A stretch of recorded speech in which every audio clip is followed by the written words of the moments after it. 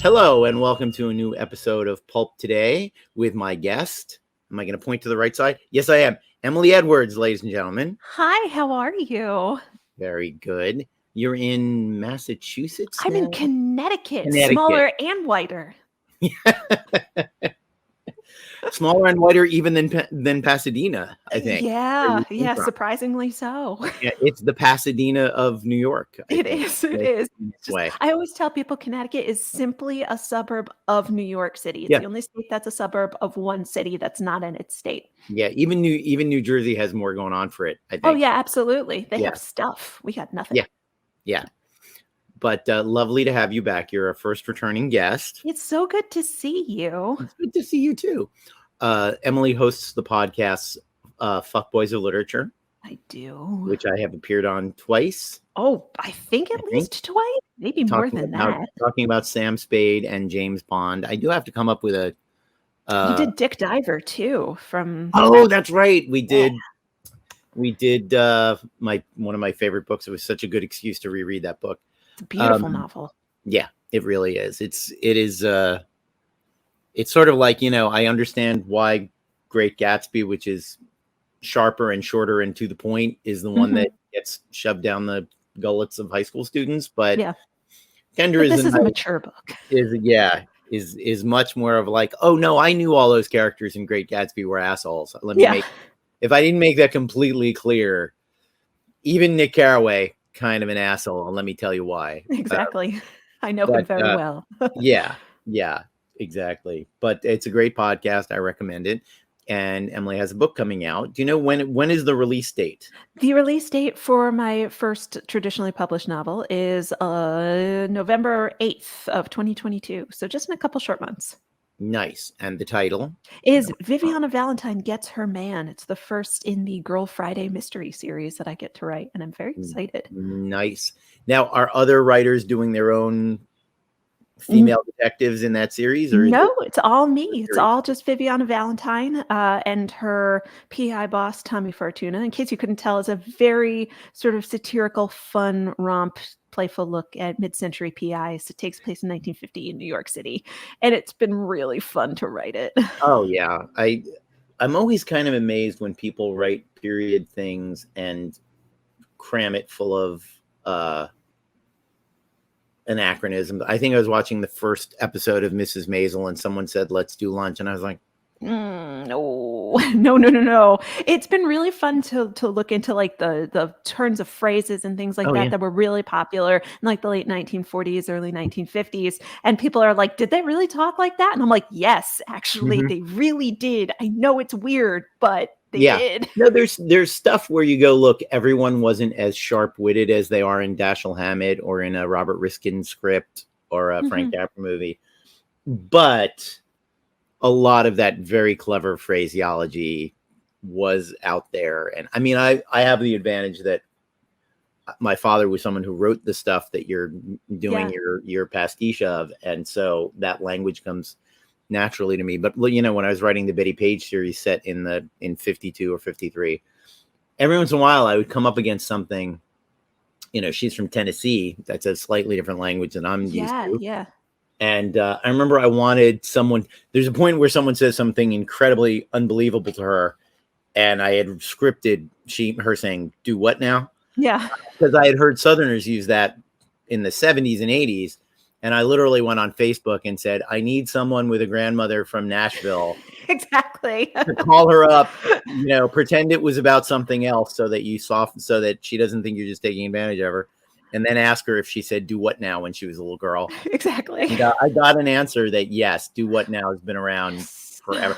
Because sometimes you can Google it. Sometimes you can, like the first use of, Thankfully, Merriam-Webster has a lot of those. Yeah. In the first issue of Betty Page, I had her say, "Like fun I don't," or "Like fun you will," and my editor was like, "That's why we hired you, because you write shit like that." Yeah. But, I had to find out when the first usage of the phrase "shit list" happened. Thankfully, in World War II. So I'm like, totally great. But I was like No, really afraid that one was going to be it's anachronistic. it's that thing where no one will, you go, no one will care. But I always insist that the real thing feels real, even to the people that don't know that it's not real. Absolutely. Anything in my Doc Savage story, which took place in '39, where one guy was talking to a scientist guy who had just gotten the radio working, and he says, nice one, young Tom Edison. And even though Tom Edison is a reference anyone can make in that period, I was thinking about the Spencer Tracy movie, Young Tom Edison, which came out in 1940. No. So I changed it to Marconi. Perfect. Perfectly good, Yes. and it is interesting how I wrote a Betty Page thing for Playboy, and I had her say about a federal agent and his sidekick when they came through the door, "Don't worry, I know these birds." And the editor said, "Isn't birds British slang from the 60s for girl?" And I said, "Yes, but in the 50s, it was more general slang for people." Yeah, other humans. I said, "But you're right that there's a fine line between period accuracy and something people will misunderstand. Right. And you'd rather have them understand it." So I said, "Let me change it to something else." Yeah, that's a good editor right there. One of my favorites is I love using Jasper. Who is this Jasper? Like my father said that all the time. Yeah. And I'm like, that was the thing. That was the thing people said. The one that one of my editors had a problem with, my dad grew up in Brooklyn in the 1950s. So that's kind of where and he like kept the lingo his entire life. And so like I used, they've got a sour puss on their face. And everybody was just like, and my copy editor was like, I don't know what this means. And I was just like, pretty sure everyone knows what that one means. They didn't know sourpuss? No. Yeah. God, I feel like that's still in use. But then again, Yeah. And also sometimes I have to go like, now, did everybody say this? Or was it just a my dad thing? Is this my dad's slang? And like one of my favorites of his is he would refer to the telephone as the amici. That's an Italian thing. Yeah. It's not just, you know where it comes from? Where? Don Amici starred in the Alexander Graham Bell story. And in is it Frank Zappa or Howard Hawks? I think Howard Hawks' Gary Cooper movie, Barbara Stanwyck, called Ball of Fire. I love that movie. One of the gangsters says, "Call him up on the Amici." And my father started using it. I don't know that anyone but the screenwriter of that movie and my dad ever used the Amici with the telephone, but it was the kind of thing he loved. So my favorite thing that we got from my dad was his Italian grandfather had an outhouse instead of like a proper bathroom. And so my dad did not know that the Italian word for bathroom wasn't baccausa, because that's how his Sicilian grandfather pronounced back house. That's so funny. That one I was like, oh wait, no, not everybody called it the baccausa. You just no, there are definitely things that are family things. And then there are things like I grew up hearing Italians say Madonna, which to my ears as a kid, I thought was Marrone. And then years later, I went, oh, wait, that is a really lazy R pronunciation of Madonna. But they're literally saying Mother of Jesus. Yeah, like, Madonna. Totally, I had written it out as Marone, and I'm like, that's not right either. No, they're not talking about chestnuts. They're talking about the Mother of God. Madonna. And once you hear it, you can hear it. But before you know what the letters are that are being wildly slurred together. Anyway, all of that to say, what book have you brought us today? What are you gonna read? I brought you something. Speaking of misinterpreting languages you are not a part of, I brought you the Babysitters Club Super Mystery number 12. Let me get this in the camera. It's called Dawn and the Surfer Ghost. This was my favorite book when I was 12 years old. Well, and coincidentally, it's number 12. So it is number 12. Now, it's my original copy. Nice. Had you read? I always love that. Had you read 1 through 11? I read most of them. I actually found all of my Babysitters Club books in my brother's basement last week, and I was unpacking them all. And it was a serialized children's novel, like corporate print out, just like churn them out kids book series. Sure. And I had probably 20 or 30 of the regular ones and every mystery in the entire series. I think it was like 45. And I was like, oh, That started early, didn't it? Yeah. Now, do you know, are they all written by the same person? Is it a house name like my dad often worked under? It is under the name Anne M. Martin, who started the series, but once Mhm. it started to really pick up, they did a whole, Carolyn Keene, they just hired ghostwriters to write a bunch of them. Right. So, they have like the brand Bible that is very, very good, but in some, like later on, even I started to notice when I was a kid, like they spell names wrong and nobody ever caught it. Like And- one of the main characters is Christy, and then some they might call her Kirsty, and you're just kind of like, oh, you just farmed that out to someone who Well, wasn't yeah. copy edited very well. Well, and even the original author could have forgotten or mistyped it by then. Yeah, And she just does yeah, not give a damn by the time she's on book 95. yeah, there's a lot, and a lot of sometimes you can go through your galleys with a fine tooth Oh comb God, and yeah. miss 8 people can miss a thing, and And it's by then it wild. lives, it stays. God Yeah, bless you. You made it past. yeah. So it's and also books like that are not as heavily copy edited Why if would they're they copied. be? Yeah, Yeah. yeah. It's just it's not that is not the point of them. I always think it's fascinating. One of my like overall premises with this series and with stuff that I talk about with literature and especially with pulp fiction. This stuff wasn't supposed to live. We weren't supposed to love it that No. much. You were supposed to read your copy of Doc Savage that you bought for a nickel, throw it in the garbage. You were not supposed Yeah. to love it so much that you took it home and you put it in a box and you had it for 60 years and then you put it in plastic sometime in the 60s and then you sold it at a convention for $30 sometime in the Yeah. 80s. Like this is all supposed to be garbage literature that was unloved, and Yeah. the public has always said, but no, this is my favorite thing. What's I wrong with know. you? It's I want it amazing. forever. Yeah. The staying power of this particular book series is like completely wild to me. Like they were trash books when I was a kid. Like, teachers would look down on you if they caught you Right. reading them, and they just had a Netflix series based on the exact same Right. text and it was like lauded. It was a great series. Sure. It was really And cute. and are there new ones still? Are they still doing this series? No, they canned it. It's Okay. Netflix. No, I mean the books. Are they Oh, still no, the making books? books? That I actually don't know. I don't think they are. I think they Mhm. have finally kind of petered out, but it took until like the mid 2000s for them to Right. finally stop making And new these ones. kick off in the 80s? Yeah, When's this? they did the late Yeah. 80s or like early 90s. I want to say That's my memory of it. yeah, yeah, yeah. Because I'm at my age, I'm like, oh yeah, that's a relatively new thing. It's not. Exactly, exactly. No. But yeah, no, this was like a spin-off series. The mystery series like a spin-off series, and this one came out in Right. 1998, and I was 12 when it came Yeah. out. So it was like, ooh, the fancy Sure. new thing, like more universe with my favorite characters kind Well, of and thing. it's funny how that becomes a thing. I had a friend on, a great writer, great friend named Kelly Sue Milano, and she did a Goosebumps super chiller. Well, Oh, it's distinct from a Goosebumps, mhm. different series, different numbering, There's still more R.L. pages. Stein. Yeah.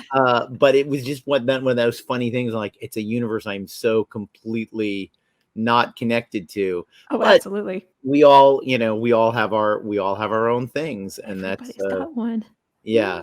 yeah. For me, like I was just asked to write a John Carter Oh, that's story, and fantastic. those were the books that I was reading when I was 11 Yeah. years old and 12 years old. And it's so funny. I described something. Hold on, let me decline this. It says Washington D.C., but I don't think it's the president. Probably not. Um, I described this flying machine in it, and I was looking for reference to show the artist.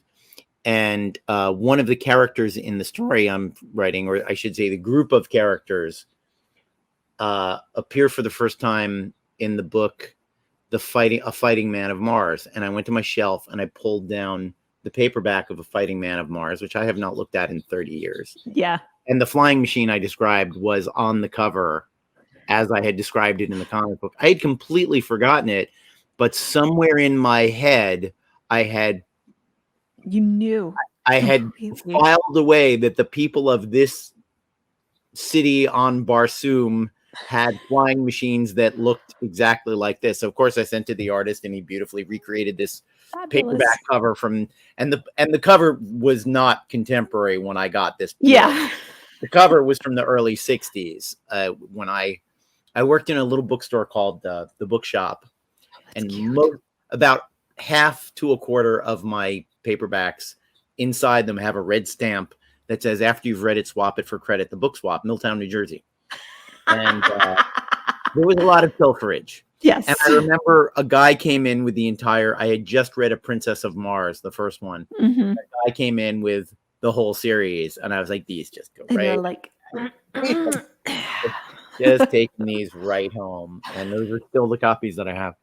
But yeah, you have something to read from Oh, okay. Yes, definitely. The plot, as you can imagine, is fairly simple. There's a girl who moves. Her parents get divorced. She grows up in California. Her parents get divorced. She moves to Connecticut, joins the Babysitters Club. Then she misses her dad, goes back to California, lives there with him, and she is in California, and she is desperately missing her friends back in Connecticut. But there's a huge mystery because she lives next to the beach, as everybody in California does, and she surfs, as everybody apparently in California does. Sure. And she has to figure out who the surfer ghost is because someone killed the best surfer on the beach. And of course, in 1998, I'm just like, oh, this is so glamorous. This is so amazing. This must be what California is like. I lived there for 15 years. I went to the beach 3 times. Sorry to disappoint you about the surfing ghosts. Exactly. Unfortunately, no surfing ghosts. And the glamour therein. But yeah, read us a passage, please. I just had to give you some heads No, I totally. some context. Very important for the literature that is about to happen. Sure. Jill was folding up her blanket, and Maggie was brushing the sand off her feet. I was just tucking the ghost story book into my bag when I heard Sunny gasp. "There's still a surfer out there," she said. "I don't believe it. It's almost dark." "The surfer ghost," I whispered, peering at the waves. "It must be him." "I don't see anybody," said Jill, squinting.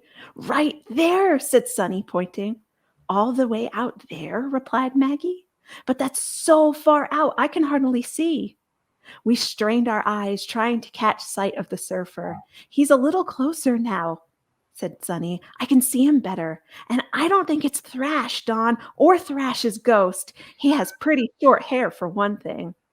"He's coming in towards the old pier," cried Maggie. "Let's run down there and see if we can get a better look." We dropped our stuff in the sand and went to run, keeping an eye on the surfer. "Whoa," said Sunny all of a sudden. She stopped short. "Did you see that?" "What?" I asked. "That guy did an aerial, a 360. "Wow," I exclaimed. "Aerial maneuvers are really hard. You perform them when your surfboard is totally in the air when you're turning around. A 360 is the hardest turn to make because you'll spin all the way around until you're facing the direction in which you started." "Nobody on this beach can surf like that," said Sunny slowly. "In fact, I've only seen one person do that move." She gave me a serious look. "Thrash," she said. "I saw Thrash do that about a month ago." Jill and Maggie were staring at Sunny, and so was I. I mean, short hair or not, that surfer must be Thrash, or Thrash's ghost. I still don't think there's any such thing as a real ghost, but I know something strange is out there. "Well, we've lost him now, whoever he is," spoke up Jill. "I can't see him anymore." She looked again at the waves and shook her head. "Anyway, we should get moving if we're going to meet Liz on time." It was nearly dark as we walked past our spot and picked up our stuff. Jill and Maggie grabbed their things and walked on ahead, but Sunny and I lagged behind, still glancing at the waves. "You know," said Sunny, "whether or not that was an actual ghost, I'm beginning to think there is something fishy going on at the beach. I'm going to help you investigate. From now on, we're a team." I stuck out my hand and we slapped each other 5. "All right, partner," I said. On the way to the parking lot, we passed a concession stand. It was almost closing time, and the workers were cleaning up. A couple of them were kids I knew, and I waved. Then I noticed a new guy. He had short black hair and a deep tan, and I know this sounds silly, but he gave me the creeps. I stared at him for a second, and then I looked away and dashed after my friends. Within minutes, we were piling into Liz's beat-up car. I was surprised how relieved I felt as we drove off. I was glad to be safe in the car, heading away from the beach on that foggy, dark night. That is fantastic. So, I love Thrash. Thrash, the surfer, and the guy who tampers with his board is named Gonzo. So dumb. Thrash and Gonzo. God, He originally proposed something set in the world of punk rock. The editor said, "Nah, make them surfers." No, make them surfers. Thrash and Gonzo. So That is dumb. fantastic. I But it's love it. great. And it's very It's interesting, great. The entire thing is written by someone who is so clearly not young, not from California, not a surfer, not a girl. Like, it's just so awkward and wonderful. Yeah. No, and that's the thing but yet you were a girl and you loved them. Oh, I ate it up with a spoon when I was a kid. They were, the main characters in Connecticut, and the name of the fictional town was Stony Brook, Connecticut, but I was born in Stony Brook, Long Island, and lived there until Wow. I was like 3 or 4. So I was like, oh, I was made for this. I bet you anything that author didn't actually leave Stony Brook, Long Island, and that's Probably not. know. But yeah, that's the way California is written by people who've never been here is always just delightful. It's so funny. It's so funny. Yeah, like my brother, after I moved to LA, my brother was like, "Oh, I'm so lucky you get to live there." And then he visited me and he was like, "Fuck this. Why would you want to live here?" And I was like, "Yeah, no, I know. It's expensive and it's crowded and it's dirty and it's pretty, but yeah. No, it's it's also it always kind of cracks me up when in various political arguments, particularly with people who've never been to Los Angeles, they're another Hollywood weirdo. I'm like, dude, you've never consumed anything me and my type didn't make for you. Exactly. Like, people like me have made everything you have read, watched, eaten your entire goddamn life. Everything that's ever been sold to you has also been sold to you by some weirdo like me. Sold to you. Yeah. You think the people who made the Dukes of Hazzard were Southerners? Oh my God. Do you actually believe that's true? Yeah. No. You think the Andy Griffith Show was made by, no, not people from Hollywood somehow? Like, no. Beverly Hillbillies, dude, was made by people from Beverly Hills, not from Hillbillies. Did not make that. That is not.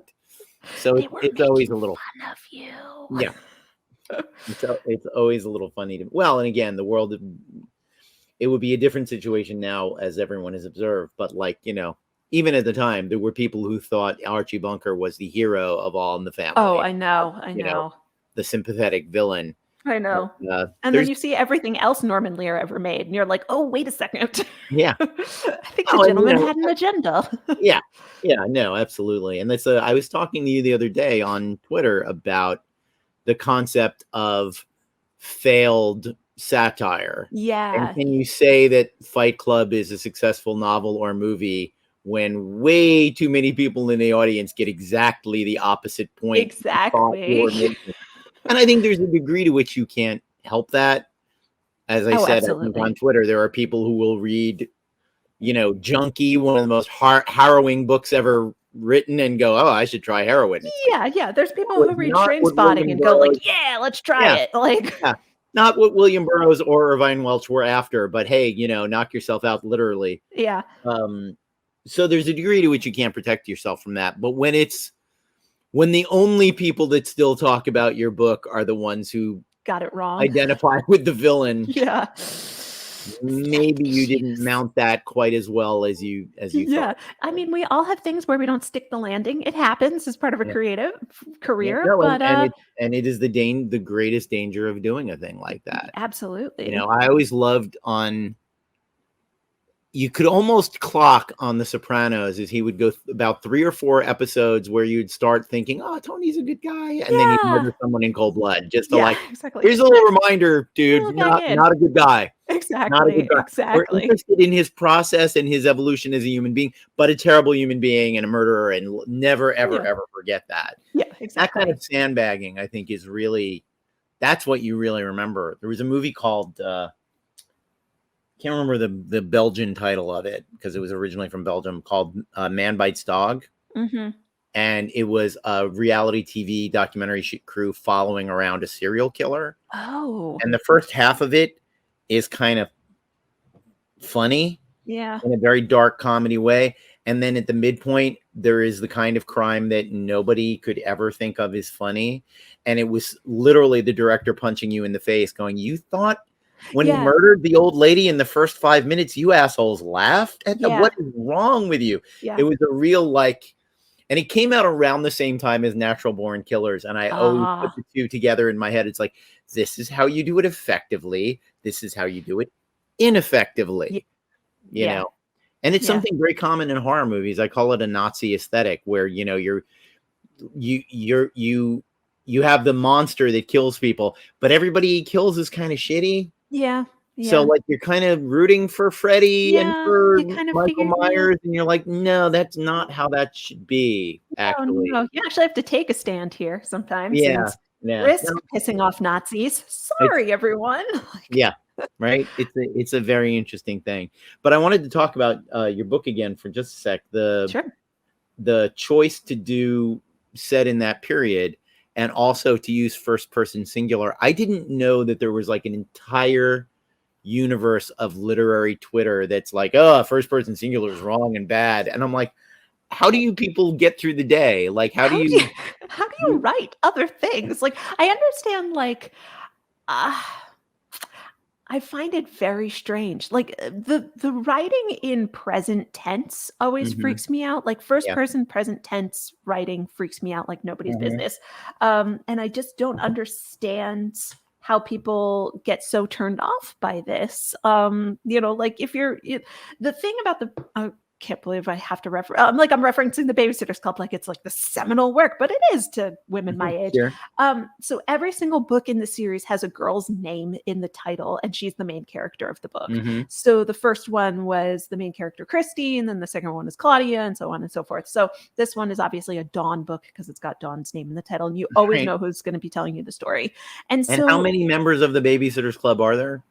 Oh God, I think it got up to 7 at a certain point, but most of it was like 6. So there were a couple other ones thrown in there. But it shifts between the various narrators. Yeah. And they all had very distinct personalities, and they were all different types, and they were all actually racially diverse and economically diverse. So some of the girls were richer, some of the girls were poorer. That's great. That's pretty rare for late 1980s. Yeah, and it's actually one of the things that actually reminded me of my hometown, because I didn't go to I'm not from like an all white town in Connecticut, and I know they exist. And so it was really nice to me that she had like an Asian girl who was telling you the story, and her grandma was Japanese and lived with them and didn't speak any English. And there was like a Black girl who was also telling stories, but she was like the only Black girl, and that was discussed quite frequently in the book series. And so when you're reading it, when she says, I did something, you got to know different girls throughout the entire series. And I always thought, like, it makes a lot more sense than having you tell them, well, Dawn is the girl from California, and Dawn's parents are divorced, and Dawn does this. You got to connect with so many different kinds of people who weren't like you. So I always thought that was really brilliant for books that were written for girls between the ages of like 8 and 13. Like, I wonder if there were fans of the series that like only liked the Dawn books. Yes, there were. My older sister read the series before I did, and she only liked the Christie books because Christie was very bossy and very like, and that was my sister to a T. You know, I had preferences, but I read them all with like equal, like kind of like love for the characters. Yeah. So. Yeah, no, it's just a fascinating thing for me. I mean, I can write in third person. I've written in third person. I default to first more often than not because I think having a perspective on the story. One of the more interesting forms is third. What is it called? I'm gonna get it wrong now. It's first person singular, and then there's first person plural. There's the Maltese Falcon is written in third person. But the only person whose thoughts you have access to is Sam Spade, and he's in everything. Third person limited omniscient. Okay, there we go. Yeah. I always forget what it's called, but that's a fascinating way because it's still a perspective. Yeah. You don't have everybody's thoughts feeling secrets, like what they're hiding behind their back kind of thing. Yeah. And that's the other one I kind of... version of that is Dune. Yeah. Where you're in on just everything, everyone. Like a guy walks in with one line and it's like he was thinking about pancakes. Really? I hate that. Okay. That's like a lot of fantasy where it's like you have to know, like, knowing what all these people are thinking. Oh my God. It would drive me absolutely insane. And the biggest mistake that David Lynch made was sticking with that. He was very faithful to it. And after the movie, I was like, the only interesting characters in this movie are the Harkonnens, because we never care what they think and we never hear them thinking. But that rough cut must have been so weird, because every other shot in the movie is Kyle MacLachlan or Francisca Annis. It's going, and the voiceover is Dr. Yui wears the symbol of the imperial conditioning, so he must be telling me the truth. And it's like, or you could let the actor convey that emotionally. Yeah, or you could just show us. Yeah, that would be one way to do it. Why don't I just read the damn book?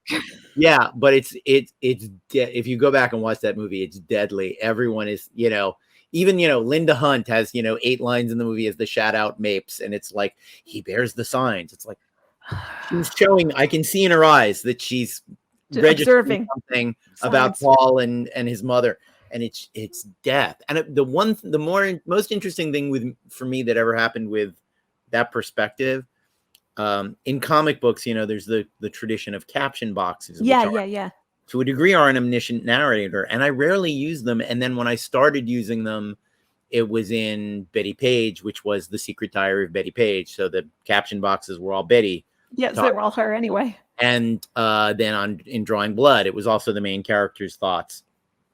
And then I did a Zorro story, and I went, you know what? I'm going to go with an omniscient narrator. This is a Zorro story. It's set in the past. I want the narrator to be able to say the year is 1805. We're in Alta California under the imperial rule. I don't want to have to work. I don't want to have Zorro say to his father, well, since we're under the rule of the Spaniards. Exactly. I didn't want to do all that. But by the 4th issue, and I wrote it, the omniscient narrator had a flowery, snarky character, and it was very poetic. The narrator kept referring to Los Angeles as the beautiful small city with the long, long name, because the full name of Los Angeles is El Pueblo de la Nuestra Dama la Reina Los Angeles, which is that's the whole thing. It's actually not the city of angels. It's the city of the Queen of the Angels. Everybody always drops that part. Yeah. And in the 4th issue, he goes into the underworld to fight this supernatural creature in front of the Tongva goddess of the afterlife, whose name is Tomalak. And when I started writing our dialogue, I was like, Tomalak has been narrating this story the whole time. That's who's been telling us about even just watching your face light up when you're like, but it was like I was literally writing her scenes, and I got to the last couple of pages, and I went, oh, her dialogue balloons should transition into the caption boxes as Zorro is walking out of hell. That would be awesome. And leaving her. And when I sent it in, I was like, tell the colorist we had been using this antique brown as the background for the captions. I said, when she speaks for the first time, make it the antique brown background, so the audience will go, oh, the goddess Tarmala, the goddess of death, has been telling us this story. And that's why she knows what's in everybody's head. And that's why she knows the history. And, but I was like, even when I try to write third person, it's first person from an actual job. Exactly. I tried writing a book in third person once, and I switched it like halfway through to first person because I couldn't figure out how to discuss actions that were happening concurrently to other characters without sounding like, King Arthur and Sir Bedivere no more than a swallow's flight away with like the, horse clippy cloppies. And I was just like, this is too messy. This is just too weird, and I can't do it. It is a tricky thing to limit yourself to one character's perspective, but this is a thing that I've noticed in bad writing, particularly in bad genre writing. Almost every bad genre television show or movie I've ever seen, you could cut out all of the scenes where you cut away to the bad guy. Oh, absolutely. And I have had conversations about how you don't need like B plots. Yeah, but particularly there's Darth Vader and Grand Moff Tarkin on the Death Star involves Princess Leia, and that's kind of useful. But a lot of times it's just utterly, and I get it as pacing. It's like I didn't want to do a dissolve between the hero on his horse and the hero arriving in town, so I needed to cut away to the evil king in his throne room strangling a guy. But it's like you watch those scenes and you're like, the narrative value of this is effectively zero, and nothing was funny, nothing was interesting. Yeah. So I got to a weird place where I'm like, I can do first person and never get out of the hero's perspective. And it's more interesting to me when the audience is right there along with the hero, figuring out Exactly. plot as they are, Yeah. instead of knowing what the plan Yeah. was. And sometimes you do have things, I think it's actually like life, where the hero, heroine, protagonist encounters something baffling. And Yeah, they, exactly. why did this happen? Where How is the hell that? did that come from? Yeah, exactly. But a And you're lot of just it is just super lazy writing. yeah, yeah, yeah. No, I find that almost all mysteries benefit from a singular first person Yeah. perspective of just like we need the person who is confronting a problem to be the person who is overcoming the problem and putting the slots together. Like I'm trying to think of other mysteries that are very, like the very classic obvious like Agatha Christie and Then There Were None. It's third person, but you don't have anybody's secrets. So they're just Yeah. telling you the machinations of everything. And so that almost feels like you're the sleuth who's trying to put everything together. Yeah. But I just do not understand how you can be uh, kind of omniscient in a mystery novel. Like it kind of ruins the Yeah. mystery, doesn't it? Yeah. Yeah. It's an interesting, I mean, yeah, I think The Glass Key, which is one of my favorites, is also an omniscient narrator. But again, he sticks with Ned Beaumont, just Yeah. like in Maltese Falcon. He sticks with Ned Beaumont the whole time. I don't know that he gets away from his protagonist very much. Yeah. And I think even in that, you're not hearing his thoughts. Oh, gotcha. You You're just see his just kind actions. of seeing his actions. But yeah, it's like human life is experienced from a single perspective. It's not, Exactly. and it's good to jump around. I just, on this show, one of the last episodes, maybe the last episode, I can't honestly remember, I did Vera Casperi's Laura, which Ooh. is 3 or 4 perspectives. And then one of the perspectives, because it's the least interesting character, is just his interview with the police. The character Vincent Price plays, Shelby Carpenter, who is kind of this shallow manipulator fuckboy, actually. Mhm. That would fit on fuckboy. We could do Yeah, Laura. no, I love the movie. I have the book. I just have The not book had the is time to read the it. book is great. And but yeah, Shelby Carpenter doesn't get his own first person chapter, but there's a transcript of him being interviewed by the police. And then you go back to Waldo Lydecker, because he's the funniest one, and it's funny to, like, let's hear his side of the story again. But yeah, it's a very, to me, it's always an interesting choice. I do tend to default to it. I wrote my first prose in maybe decades, fairly recently, and I did that in first person singular. And Yeah. it was the kind of, and it was the thing where it wasn't from the point of view of the hero, quote unquote. It was from the point of view of his long suffering boss, best friend, who's just frustrated with the whole experience. I did this anthology. I did a comic for this Kolchak anthology. I don't know if you remember that character. I do. I did his origin story, which was great. That's And I did funny. that in a first person thing. But then they were also doing a prose anthology. And the second pilot ends with Kolchak, his boss, and a pretty young woman headed for New York City to start over again. And then the Ooh. TV series begins, and Kolchak and his boss are working together in Chicago. And there's no explanation of what happened to that poor girl.